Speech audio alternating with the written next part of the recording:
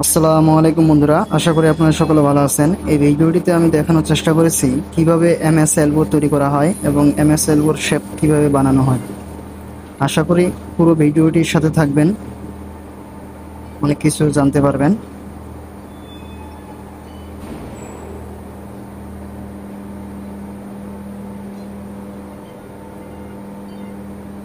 এছাড়া এই ভিডিওটিতে দেখানোর চেষ্টা করেছি কিভাবে একটা শেপে রিপেয়ারিং এর কাজ করা হয়।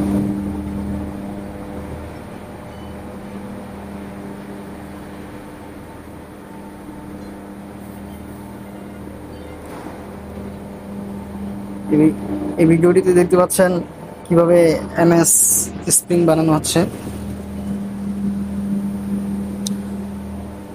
ভিডিওটি যদি ভালো লাগে অবশ্যই লাইক কমেন্ট শেয়ার করবেন এবং সাবস্ক্রাইব করে চ্যানেলের সাথে থাকবেন। ধন্যবাদ বন্ধুরা, টেকনিক্যাল সলিউশন পুরো চ্যানেলের সাথে থাকার জন্য।